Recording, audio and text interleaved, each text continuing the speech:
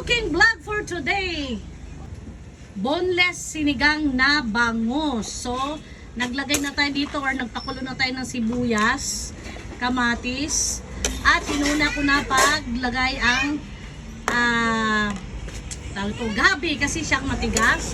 And then may kunting luya para hindi malamsa ang ating sinigang. So, maglagay na rin ako ng 2 pack muna na Knorr sinigang with gabi. Knorr, baka naman marinig mo na kami, Knorr, no? Ayan, Knorr, ginamit namin si Knorr sinigang na gabi. Ayan. So, since na kumukulo na siya, ilalagay na rin natin ang kiniwa or pinutol-putol natin na puso ng saging. Ito na, ilalagay ko na rin ang puso ng saging. Baka siya. Nabasa na niya. Yes! Walang pata. Ubos ang karne nila ni Ninang, kaya hindi ako nakuha. Hoy! Ayan na at kumikibot-kibot na, pakulo na ang ating tinimplahang sabaw ng sinigang. Ibubuhos ko na ang calamansi juice. Ayan, calamansi juice. Dapat lemon to eh. Bakit? Para pangtanggal ng langsa dahil isda ang ating sinigang. So optional lang yan kung gusto nyo maglagay. Kung pwede, kung meron, sige. Kung wala, okay lang naman na sinigang mix lang or bunga ng tawag ito, sampalok kung merong available. Siyempre, dahil wala naman tayong puno ng sampalok, sinigang mix, Knorr with gabi ang ating ginamit. Ayan. So, since nakulong-kulo na ito, ayan. Maya-maya lang, ilalagay na rin natin ang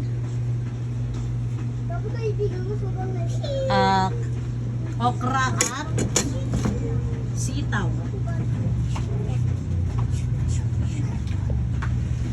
Ayan na, kumukulo na. Ayan o. Diba? Ayan.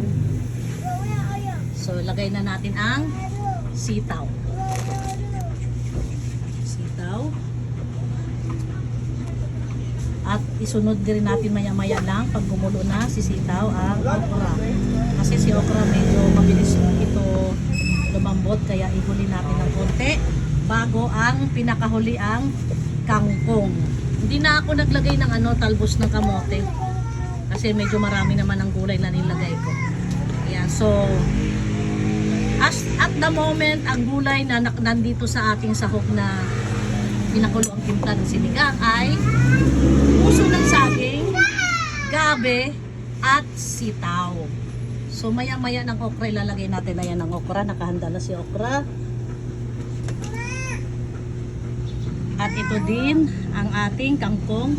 Isasabay natin si kangkong sa bangus bago natin ilagay ang bangus.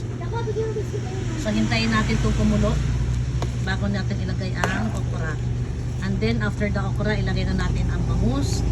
Ang last ay kangkong. Kasi kailangan kulong-kulo ang ating sabaw bago natin ilagay ang isda. Dahil hindi na natin halu-haluin dahil madudurog dahil boneless ang ating isda. Naman isda, dalagang bukid. Pang-ulam natin bukas or next day. At ito naman ang hasa-hasa at matambaka. Yan, puro isda tayo ngayon mga super mom. Panay tayo karne the last week. Kaya kailangan ngayon naman puro isda tayo. So lagay natin ang asin. At sus Mariosep. Isa-isahin mo man ba? Tak-tak mo, tak-tak-tak. Yan, very good. Yan. Ito pwede na kasi nakapatulo na siya. Yan, aasin na natin to mga guys at lagyan natin ng paminta. Yan. Asin. At hahaluin natin ito.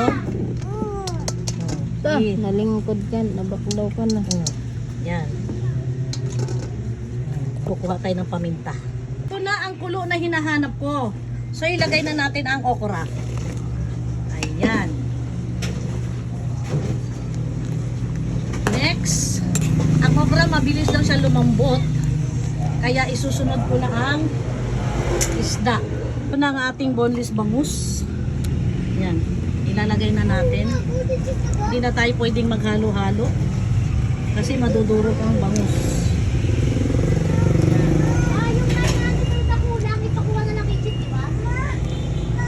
Si Chit na magbabayad. Itong bangus guys na boneless, 2.2 ito kilos. 2 kilo at 200 grams.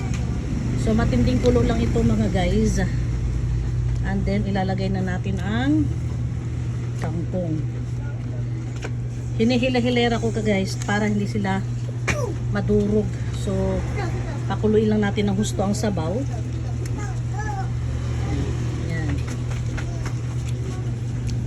Ang bango, kung nandito kayo guys sa lugar kung saan ako nagluluto, super bango. Amoy na amoy mo na yung sinigang na masarap. Yan. Binoneless ko to kasi nga mga anak ko takot kumain pag hindi nakaboneless kasi nadala na sila, natinik na sila guys. Kaya dapat diba buo ang bangus pagka inano. Ito hindi. So hintayin natin kumulo at ilagay na natin ang kangkong. Ito nang hinintay nating kulo. Ayan, kulong-kulo na. Ilagay na natin ang sili at dahon ng kangkong.